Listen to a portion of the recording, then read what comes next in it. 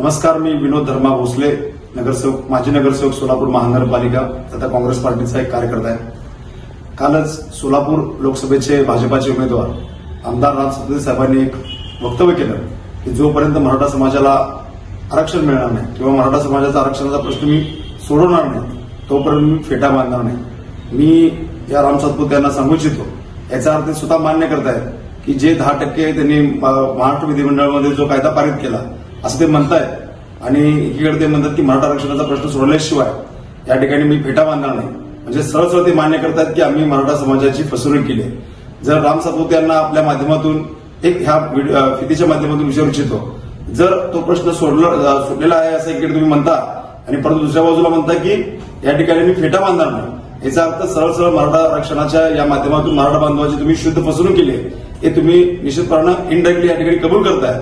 म्हणजे याचा अर्थ की या महायुतीच्या सरकारने या सर्व संबंध मराठा समाजाला आरक्षणाच्या संदर्भात वेड्यात काढण्याचं काम या ठिकाणी सरकारने केलंय।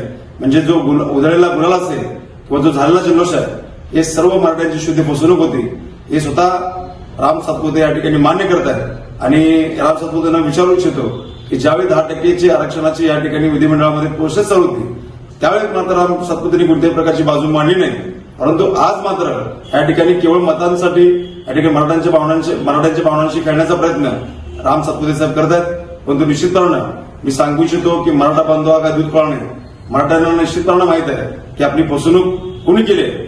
त्यामुळं अशी स्टंटबाजी करणं हे राम सातपुते यांना शोभत नाही, म्हणून त्यांनी या ठिकाणी मराठा आरक्षणासंदर्भात जी या ठिकाणी जे वक्तव्य केलंय निश्चितपणे मराठ्यांची शुद्ध फसवणूक झाली हे एकीकडे त्यांनी मान्य केलेलं आहे। पद्धतीने राम सातपुते यांनी स्टेटमेंट दिले हे पाहता राम सातपुते यांनी स्वतःच्या पक्षाला किंवा स्वतः महायुती सरकारला आरसा दाखवण्याचं काम या ठिकाणी त्यांनी एक प्रकारे त्यांनी कबूल दिले आणि त्याच्या माध्यमातून आपण मराठ्यांची फसवणूक केली आहे ते इकडे निश्चितपणे त्यांनी मान्य केलंय।